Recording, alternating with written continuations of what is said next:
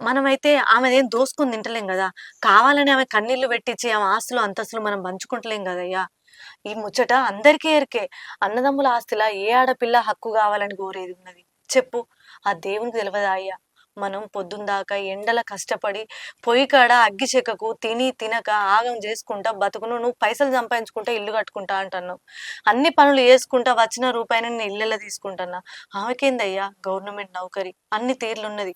ఆమె ఇప్పుడు నా అన్న బతుకు మంచిగుండాలని మంచి కోరే మనిషి ఉండాలి గాని, గిట్ల అన్నిటికాడికచ్చి శాపనాలు పెట్టే ఆడబిడ్డది ఉసురెట్లా తాకుతదయ్యా? నువ్వే ఆలోచించు.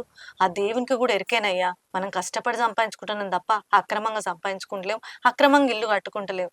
ఏ ఆడబిడ్డ ఉసురు ఇట్లా అస్సలు తాకది. నువ్వు ఆ ముచ్చటనే మర్చిపో. ఏమోనే, నేను చిన్నప్పటి నుంచి ఏ పని చేద్దామన్నా దానివల్ల నాకు ఏదో ఒక ఆటంకం వచ్చేది. చిన్న చిన్న పనులే కాదని నేను అప్పుడు పెద్దగా పట్టించుకోలేదు. కానీ ఇప్పుడు ఇంత పెద్ద ఆటంకం వచ్చింది. అది పోయిపోయిన ఆస్తి మీదనే కన్నేసింది. ఆడపిల్లనే కదా పెళ్లి చేసి పంపిస్తే దాని బతికేదో దాని బతుకుతుంది అనుకున్నాం. కానీ ఇప్పుడు వచ్చి ఈ ఆస్తి కోసం కొట్లాడు కరెక్ట్ కాదే. అయినా నాకు తెలియక అడుగుతా, అది అన్ని విధాలుగా మంచిగానే బతుకుతుంది కదనే.